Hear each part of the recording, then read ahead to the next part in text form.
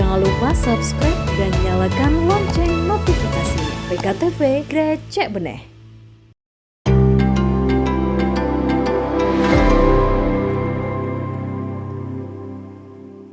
Assalamualaikum warahmatullahi wabarakatuh. Apa kabar pemirsa PKTV dimanapun Anda berada? Kita berjumpa lagi dalam program Demokrasi Indonesia. Nah, ini untuk kesekian kalinya Demokrasi Indonesia sudah menemani Anda di 1 bulan kemarin. Tentunya dengan narasumber-narasumber yang kapabel, yang memang sengaja kita undang untuk membahas bagaimana ekonomi Indonesia ini. Kali ini kita akan membahas bersama Yayasan Proklamator Bung Hatta, yaitu Bapak Ezrinal Aziz sebagai sekum dari Yayasan Proklamator Bung Hatta. Langsung saja saya hubungi beliau. Halo Pak Ezrinal. Halo, Assalamualaikum warahmatullahi wabarakatuh. Waalaikumsalam warahmatullahi wabarakatuh. Ya, apakah suara saya bisa diterima dengan baik, Pak?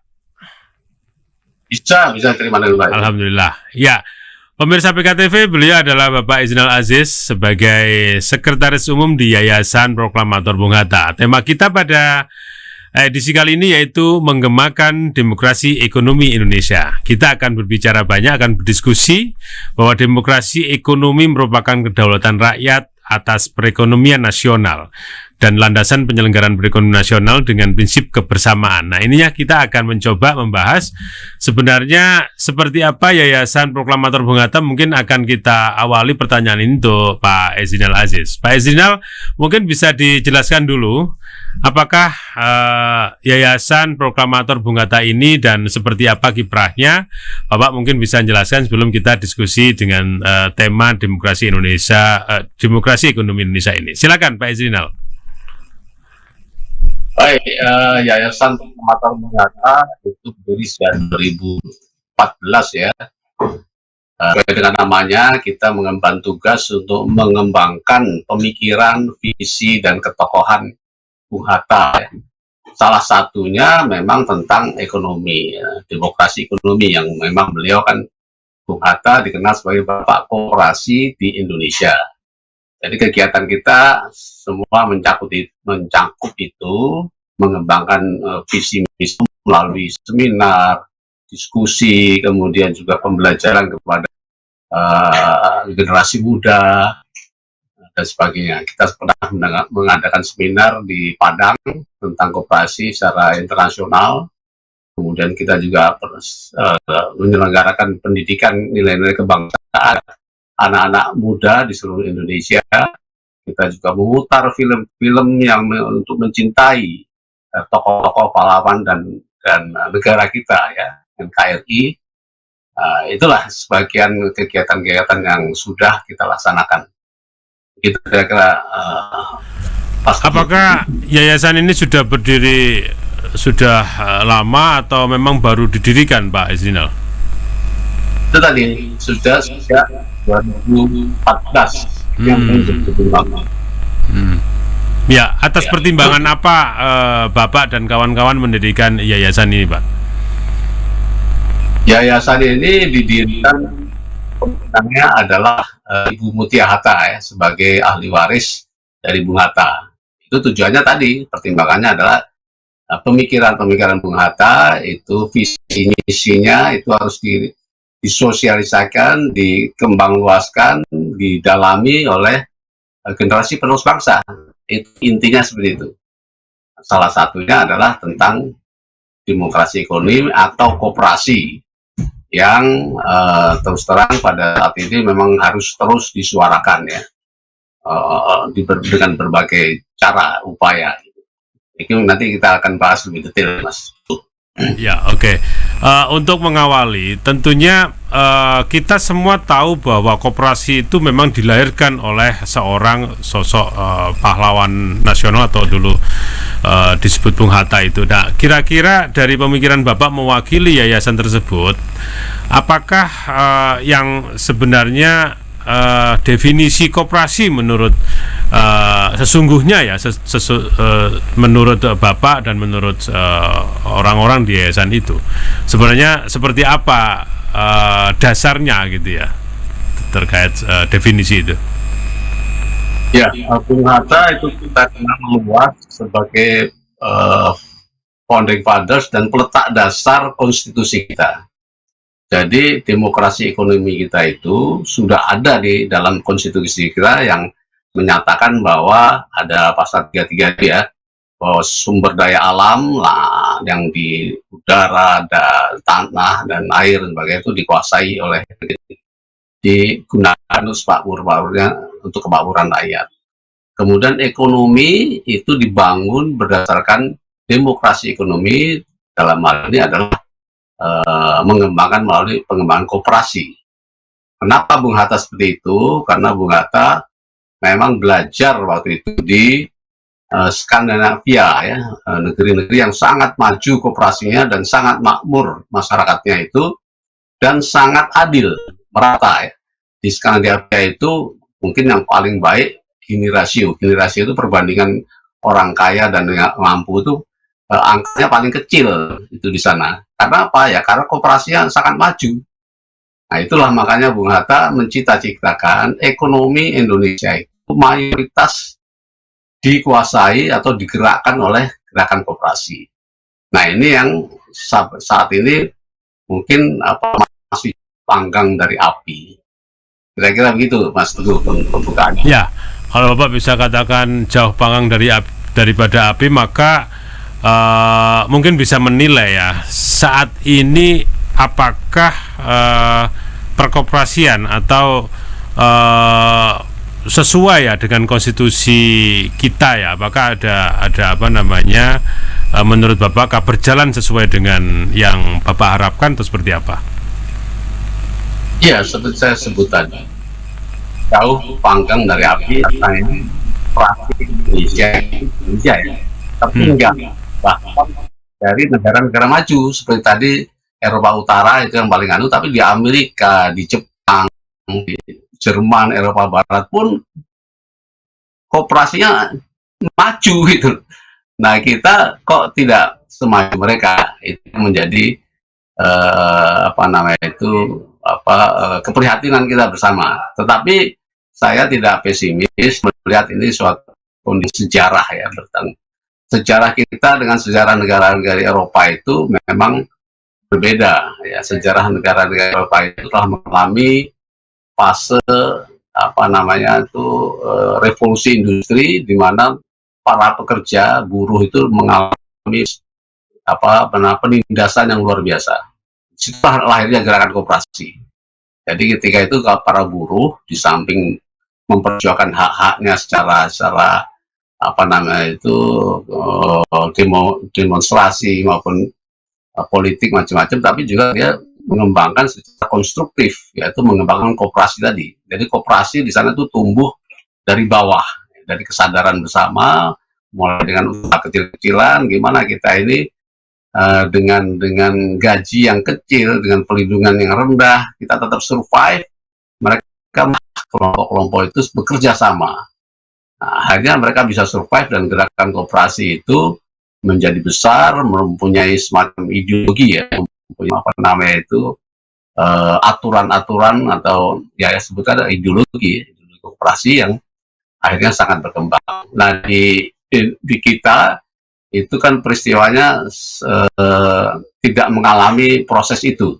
Jadi kita bisa mengenal koperasi kita tertinggal dibanding negara-negara maju. Tapi ya tetap visinya Bung Hatta ini sebaiknya tetap kita lanjutkan dengan upaya-upaya yang lain ya, pendidikan dan sebagainya. Itu Mas Teguh sementara.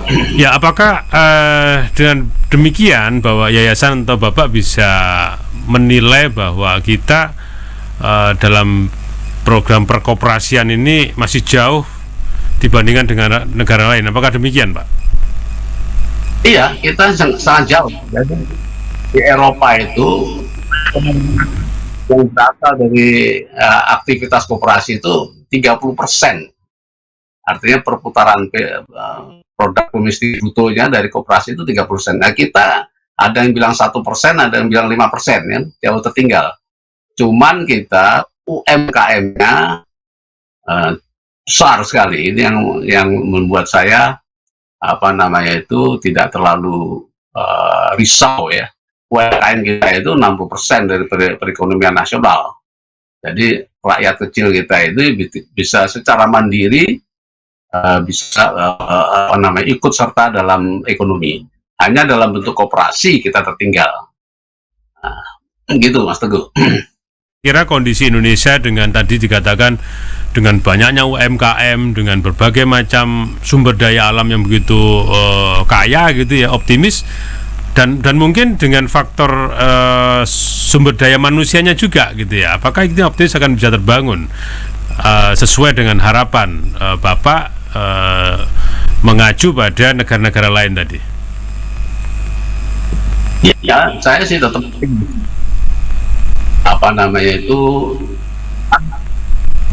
untuk berharap pemerintah barangkali kesadaran tentang itu belum muncul ya. Jadi kesadaran bahwa koperasi itu alternatif usaha itu aja belum ada di Indonesia.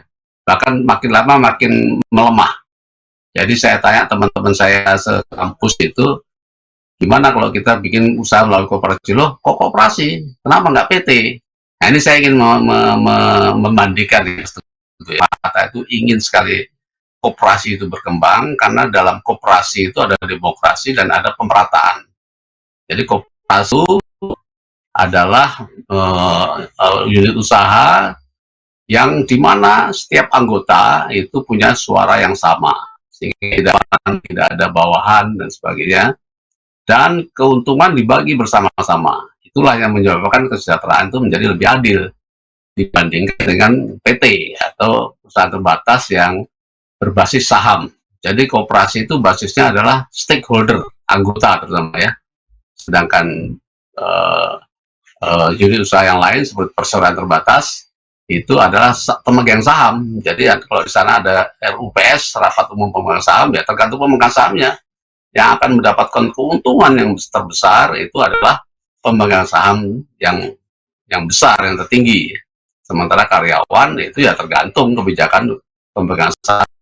Tapi kalau di koperasi tidak, di koperasi itu semua memiliki. Nah, pembagiannya nanti berdasarkan kontribusi masing-masing anggota. Itu yang perlu kita ketahui, Mas Teguh, perbedaan antara koperasi dengan perusahaan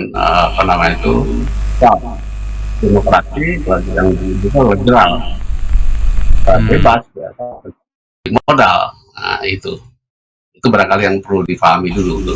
Ya, kira-kira Pak, apakah urgensinya memajukan koperasi di Indonesia? Dan mungkin Bapak tahu bagaimana caranya agar di Indonesia perkoperasiannya bisa seperti yang Bapak bayangkan gitu ya? Itu tadi urgensinya adalah keadilan, pemerataan, ya. Kemudian supaya kegiatan ekonomi itu menjadi merata, dinikmati oleh sebanyak orang. Makin merata, makin banyak orang yang menikmati kegiatan ekonomi, maka makin sejahtera dan adil, ya. Seperti negara Skandinavia itu orang yang kaya dan orang yang miskin itu jaraknya tipis sekali, hampir tidak ada orang yang miskin di sana. Semuanya merata, yang kaya sekali itu dia. Tapi kalau dengan liberal itu orang kaya makin kaya, yang miskin makin miskin. Itu intinya, Mas Teguh. Ya, perbedaan lain Pak antara yang Bapak jelaskan tadi, ekonomi liberal dan ekonomi demokrasi ekonomi, mungkin ada yang lain perbedaan gitu. Prinsipnya itu perbedaannya nanti tentu saja dalam tata cara administrasi, kemudian pengambilan keputusan. Itu yang paling penting. Pengambilan keputusan dalam koperasi itu adalah RAT, rapat anggota tahunan atau rapat anggota luar biasa. Jadi semua itu diputuskan secara demokratis bersama-sama, bukan diputuskan oleh pemegang saham saja. Itu bedanya. Kalau yang lain bisnisnya macam-macam itu sebenarnya sama saja. Usahanya seperti apa ya harus profesional di situ dan sebagainya, itu akan sama saja. Nah, Pak, itu Mas Teguh. Ya, apa yang dalam benak dari yayasan ya sekarang itu kan banyak sistem kapitalis gitu ya. Kalau dihubungkan dengan demokrasi ekonomi Indonesia yang Bapak gembar-gemborkan gitu ya, itu seperti apa kira-kira menghubungkan ini? Maksudnya peran yayasan itu? Ya, saya kira gini, banyak tadi kan kita bisa ngulas bahwa kalau ekoperasi maka dimiliki oleh banyak orang gitu, keuntungan bersama. Sementara kalau kita membuat perusahaan maka akan dikuasai oleh segelintir orang seperti itu ya. Apakah dalam kedua sistem ini apakah bisa nantinya yang perusahaan ini bisa terkalahkan oleh sistem yang seperti ini, karena manfaatnya mungkin kan lebih baik ya koperasi ini. Jadi ada seperti yang saya bilang, kalau di negara maju Eropa itu kan bottom up, tumbuh sendiri karena proses sejarah dan karena itu tadi proses revolusi industri tadi. Nah, kalau di Indonesia tentu kita sangat bisa dari pemerintah, tapi kalau pemerintahnya kurang begitu paham bagaimana koperasi, ya saya kira sekarang itu pemerintah itu sangat ada keinginan sebenarnya ya, untuk memajukan koperasi, tetapi karena kurang paham apa itu koperasi, maka koperasi menjadi disatukan dengan UMKM gitu. Itu salah satu yang saya kritisi ya. Koperasi bukan UMKM, koperasi adalah jenis alternatif. Ini yang perlu diinikan. Dan ini kalau di negara Skandinavia itu ditumbuhkan sejak SD ya. Sejak sekolah dasar tuh anak-anak ditumbuhkan bagaimana bekerja sama, bagaimana berusaha itu saling tolong-menolong, dan bentuk usaha koperasi itu jadi keinginan atau menjadi cita-cita atau menjadi alternatif yang baik gitu. Nanti kita kan karena tidak paham. Orang mau berusaha ya PT di sini. Juga aturan-aturan pemerintah dan sebagainya, upaya untuk mengembangkan koperasi itu kurang terlihat. Keinginan ada, tapi upaya struktural maupun kultural melalui itu hampir tidak ada. Maka itulah kami dari Yayasan Proklamator Bung Hatta ingin memasuki area itu. Sebentar lagi kami akan masuk ke kampus-kampus untuk menjelaskan kepada mahasiswa, juga ke anak-anak SMA. Ya, saya akan mulai di sekitar saya ini untuk mensosialisasikan. Harusnya pagi ini saya ketemu sama kepala sekolah di dekat rumah saya ini untuk membahas itu, supaya pendidikan anak-anak, kesadaran tentang koperasi itu bisa tumbuh dan dicontohkan. Itu Mas Teguh. Jadi saya tidak mengkritisi pemerintah. Pemerintah sudah punya seperti Pak Harto dulu kan juga membangun KUD, tapi juga gagal sebenarnya. Kesadaran itu ya terkesan koperasi itu dibantu. Harusnya nggak boleh, koperasi itu harus mandiri dan harus menjadi kekuatan ekonomi yang tumbuh karena kebersamaan dan karena jumlah yang banyak. Itu intinya seperti itu. Kita banyak menyatu, menjadi kuat dan membangun ekonomi ya. Jadi kayak di perusahaan yang paling besar itu koperasi, perusahaan retail misalnya kan, itu koperasi itu kalah, yang swasta itu kalah besar sama perusahaan retail koperasi, karena mereka buat satu anggotanya puluhan ribu dan makin kuat ya. Tapi apa ya gitu ya. Asumsi di Indonesia atau di negara kita itu kalau koperasi hanya pada bisnis-bisnis kecil. Apakah kira-kira koperasi ini dengan legalitasnya mampu gitu ya, atau memang layak gitu ya, atau mungkin bisa mengalahkan legalitas perusahaan besar, karena PT itu kan identik dengan perusahaan besar. Nah, sementara identik koperasi itu dengan tadi itu UMKM atau perusahaan. Kira-kira sebenarnya seperti apa sih istilah ini, benar atau salah gitu Pak ya, atau asumsi ini ya? Orang masih mengatakan bahwa koperasi itu untuk urusan yang kecil-kecil gitu ya. Sementara perusahaan adalah menggunakan PT ya. Kira-kira asumsi ini benar atau salah Pak? Secara de facto benar, tapi secara teori dan secara dibandingkan dengan negara lain salah ya. Jadi negara lain itu Ya, ini saya kasih contoh aja. Ada perusahaan di Australia, namanya CIMEC. Mungkin bisa dilihat di Google ya. CIMEC itu perusahaan konstruksi baja yang besar, yang padat modal, yang berkembang, kemudian mengalami declining atau penurunan mungkin karena mismanagement ataupun utangnya banyak. Terus yang punya itu keluarga, yang punya itu bertanya kepada konsultan, gimana pertahankan perusahaan saya ini di fase sekarang ini. Gimana caranya? Saya nggak penting punya saham, tapi perusahaannya harus jalan. Katakan dirubah sih. Kemudian perusahaannya itu berubah menjadi koperasi. Perlu waktu memang, tapi nggak lama, setahun ya. Kan TPS, sekarang RAT gitu. Karyawan jadi anggota, jadi pemiliknya karyawan semua. Harus diatur corporate culture-nya berubah. Tapi bisa, dan dalam waktu beberapa tahun utangnya lunas semua. Ya karena orang mau kerja itu, ini milik saya. Jadi sementara digaji rendah juga nggak apa-apa misalnya gitu, untuk membayar hutang-hutangnya. Dalam waktu 2 tahun hutangnya lunas. Jadi ini secontoh saja bahwa koperasi itu bukan untuk yang kecil-kecil. Bahwa di Indonesia koperasi disatukan yang kecil-kecil ya mungkin tidak masalah, itu strategi dan sebagainya. Tapi saya berharap yang besar, yang koperasi itu jadi alternatif usaha untuk usaha apapun. Bahkan ya saya tentu saja berharap nanti kalau ada pemerintahan yang baru yang punya visi seperti ini, maka undang-undang itu bisa mendukung juga. Misalnya aja kalau orang mau berusaha, di mana usahanya itu bermanfaat bagi orang banyak dan memakai aset yang milik orang banyak, misalnya pabrik CPO misalnya gitu. Itu saya berharap itu harus koperasi bentuknya. Karena CPO itu ditanam di tanah ya berjuta-juta hektar, hasilnya minyak goreng dipakai untuk rakyat, harusnya itu CPO, dan itu butuh political will.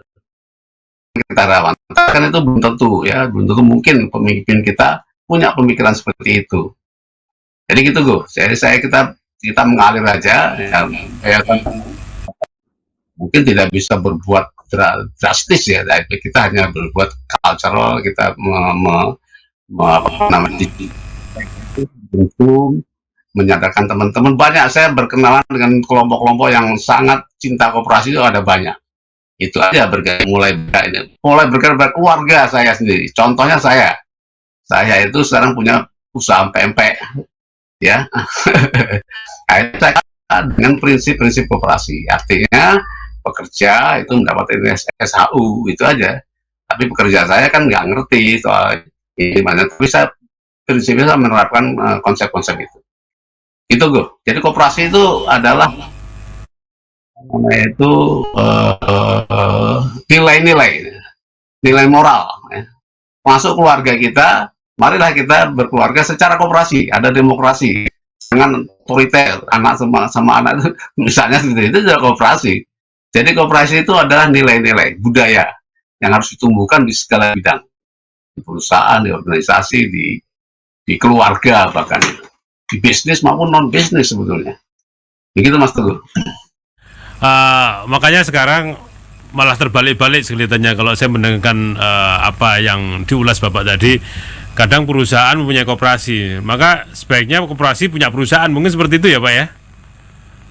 Iya, bisa itu, tapi bukan punya koperasi juga apa-apa kan. Saya dulu ketua koperasi kalian buka tim kan bagus-bagus aja. Jadi tidak perlu dipertentangkan ya.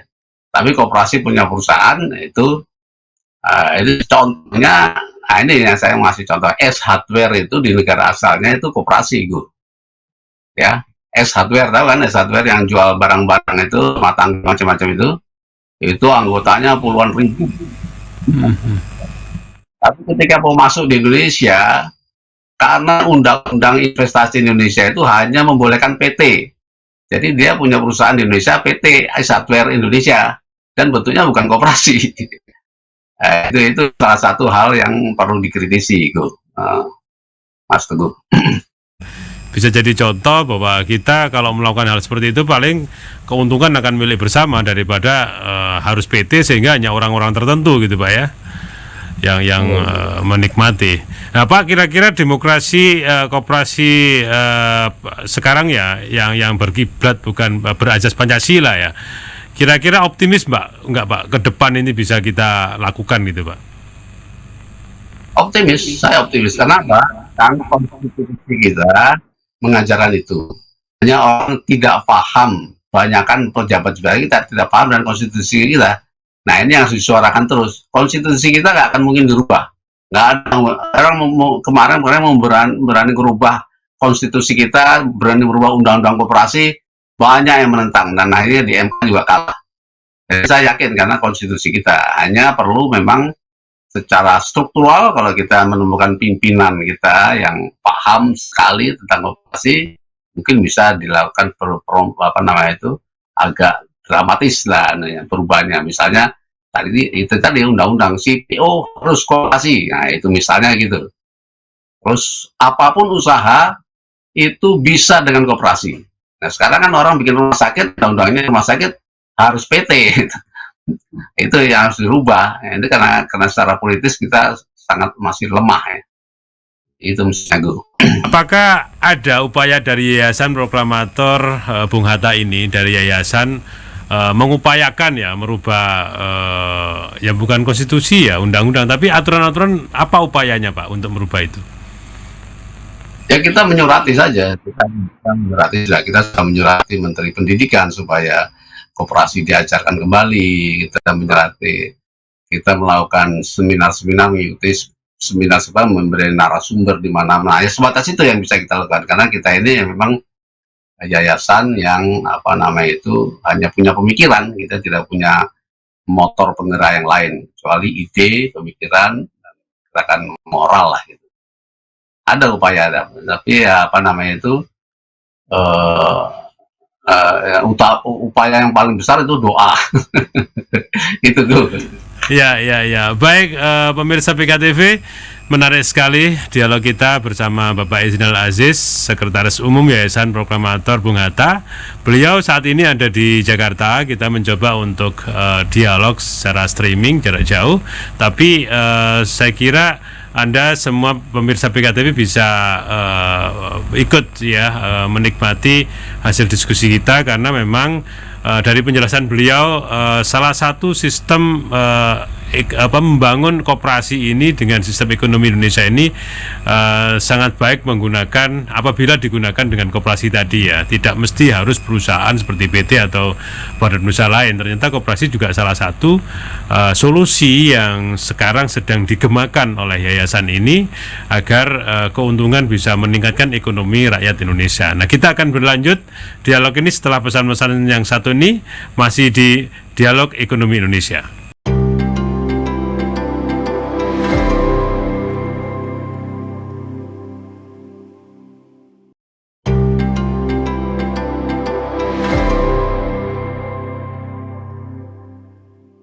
Baik pemirsa PKTV, kita kembali lagi di program Dialog Ekonomi Indonesia bersama dengan narasumber Sekretaris Umum Yayasan Proklamator Bung Hatta, yaitu Bapak Ezinal Aziz.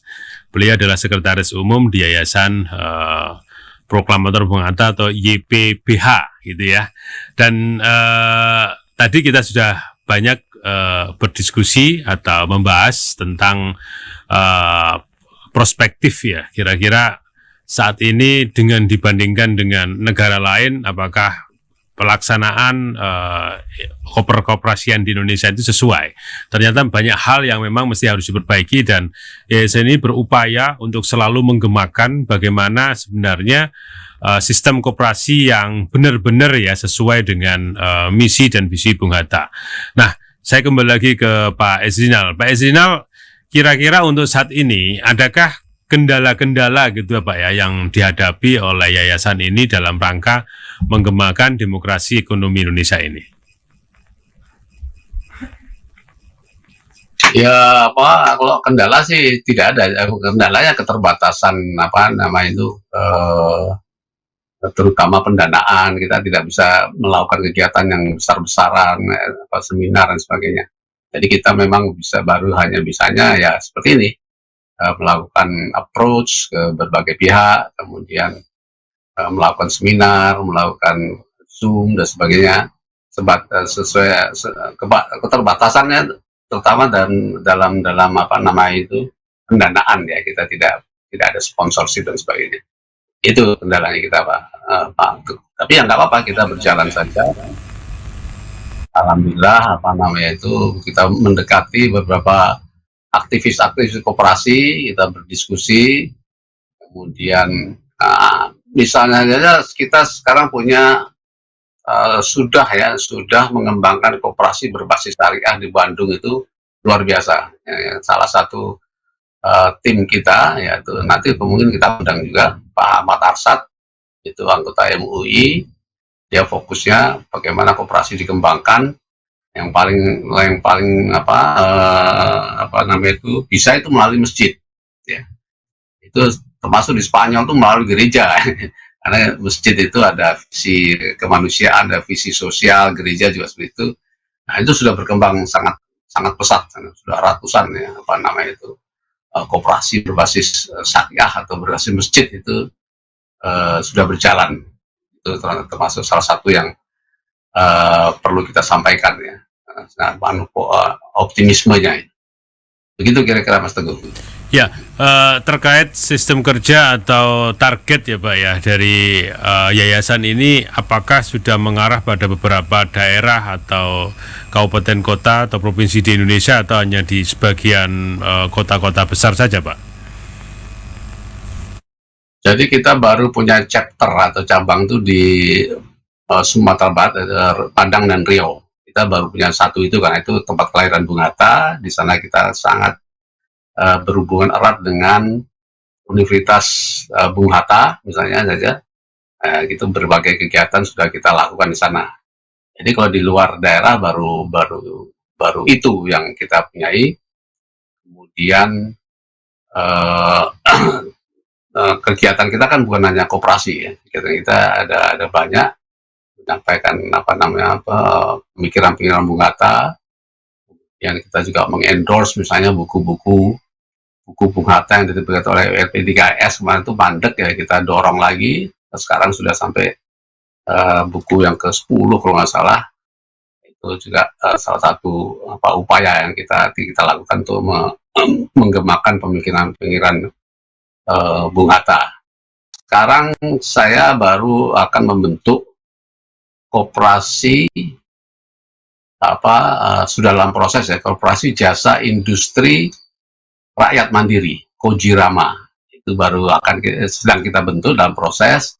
Tujuannya adalah membantu koperasi-koperasi yang ada melihat bisnisnya apa, bagaimana bisa dikembangkan, dan kita mungkin akan terlibat di situ termasuk pendanaannya. Ini kita sedang cari sponsor yang kuat, ya. Kalau itu berjalan itu betul-betul real itu. Tapi ini masih dalam planning, masih dalam upaya. Mudah-mudahan beberapa pihak ada upaya real yang bisa kita jalankan. Selama ini kan baru upaya kultural, ya.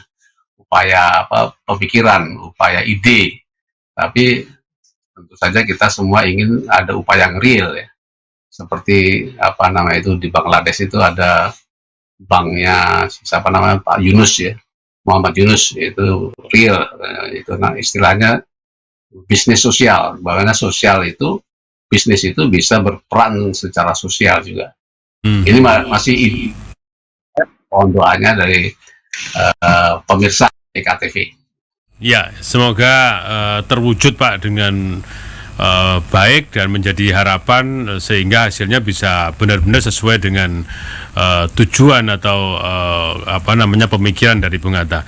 Pak, terkait ya hari ini atau saat ini kita sudah mulai ke era digital gitu, ya. Apapun dengan kita. Kira-kira dengan koperasi ini, kalau kita peran koperasi di era digital ini seperti apa, Pak?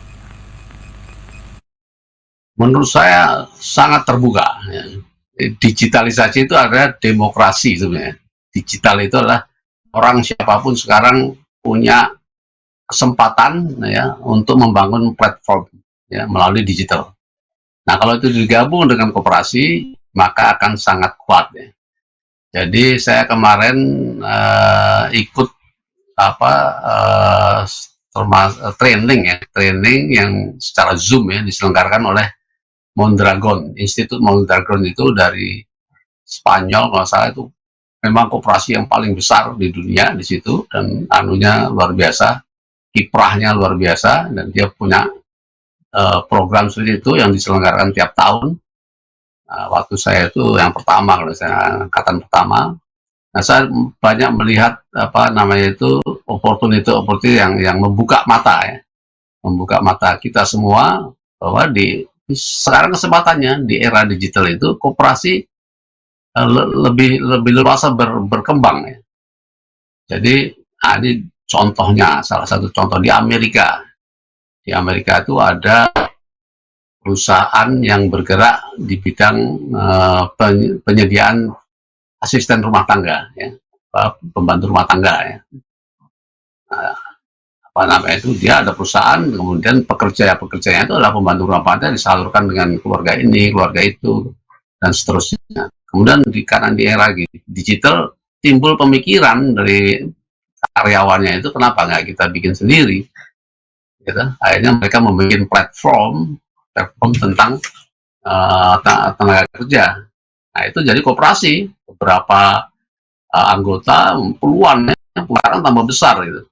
Itu membangun sistemnya melalui digital, ya kayak ojek gitu ya. Tapi kalau ojek kan masih dikuasai oleh kapitalis, pemegang modal ya. Nah ini dia kuasai sendiri. Akhirnya si pembantu itu merasa memiliki. Saya bekerja sekarang karena ini punya saya, sehingga dia bekerja lebih ikhlas, lebih berkualitas, karena semua hasilnya untuk saya. Kalau dulu dia bekerja baik supaya jangan dipecat kan itu. Kalau sekarang nilai-nilainya lebih tinggi lagi. Ini punya saya, koperasi saya bekerja melayani orang dengan sebaik-baiknya supaya koperasi tambah besar, dan untungnya untuk saya 100%. Tinggal membayar yang membangun platform itu aja, itu jadi karyawan juga kan gitu. Ini contoh yang membuka mata kita bagaimana platform di era digital ini, usaha-usaha yang berbasis koperasi itu sangat terbuka, makin terbuka. Kira-kira gitu, Mas. Ya. Kira-kira untuk kalau dibilang digital tadi seperti itu Pak ya. Kira-kira kalau masyarakat nih Pak, sekarang peran masyarakat untuk turut mengembangkan ekonomi demokrasi Indonesia ini seperti apa menurut Bapak? Ya, yang saya lihat yang peran masyarakat itu adalah aktivis-aktivis koperasi sekarang ini. Ya perannya ya mensosialisasikan, ya kayak yayasan ini kan masyarakat, yayasan Perlindungan Data, perannya adalah kita baru saja menandatangani MOU dengan UGM. Nah, rencana saya nanti akan datang ke kampus-kampus di UGM, itu kan kampus terbesar di Indonesia.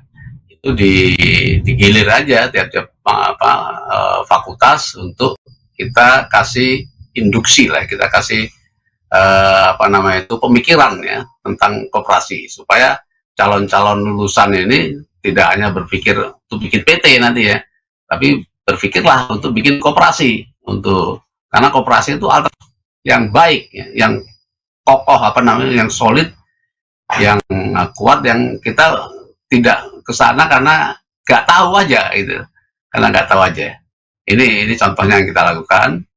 Dan juga nanti ke sekolah-sekolah SMA saya punya pemikiran melatih memberi bimbingan kalau bisa dengan praktek ya.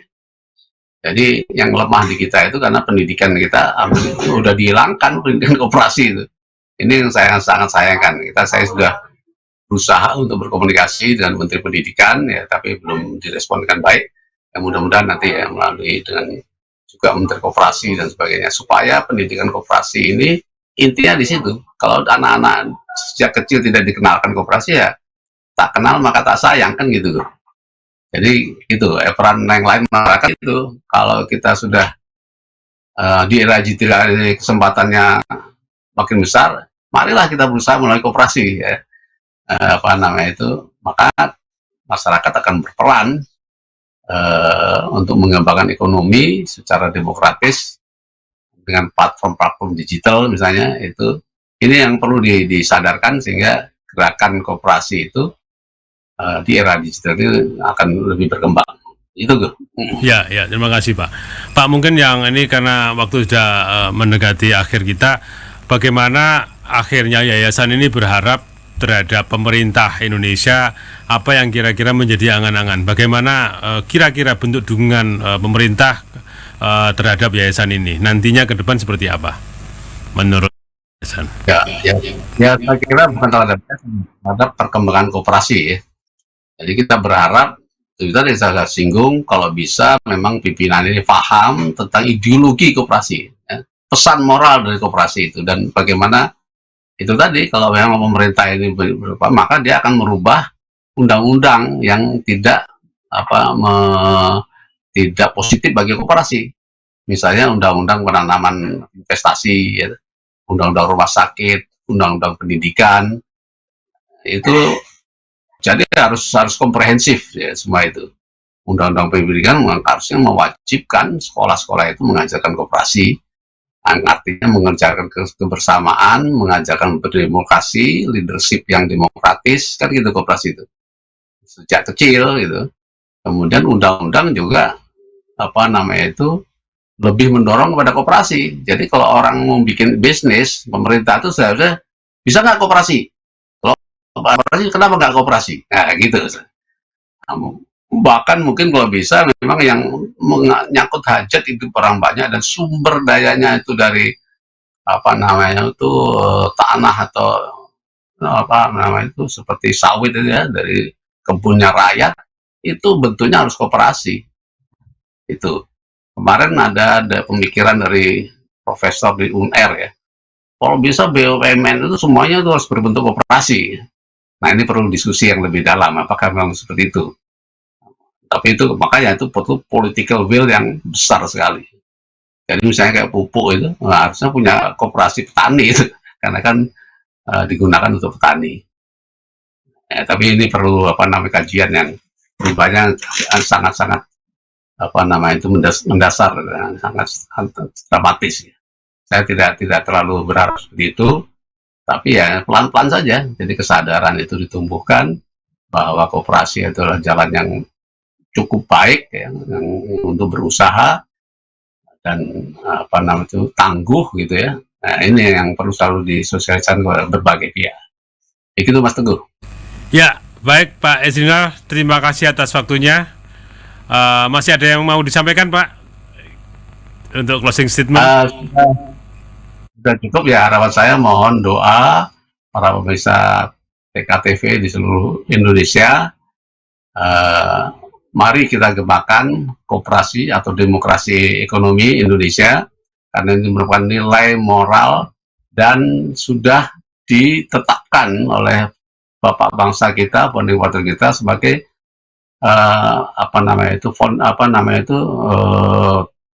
dalam konstitusi kita. Jadi kita menjaga koperasi itu adalah juga menjaga konstitusi, kira-kira gitu. Jadi mohon doanya dan dukungannya, mudah-mudahan berperan lebih besar lagi di masa-masa yang mendatang. Kita jago.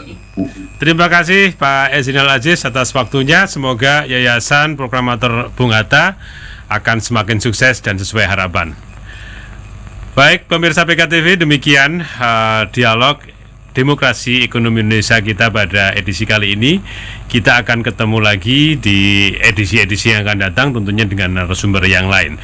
Saya Teguh Suharjono mewakili seluruh kerabat kerja pamit undur diri. Terima kasih. Wassalamualaikum warahmatullahi wabarakatuh. PKTV Grecek Beneh.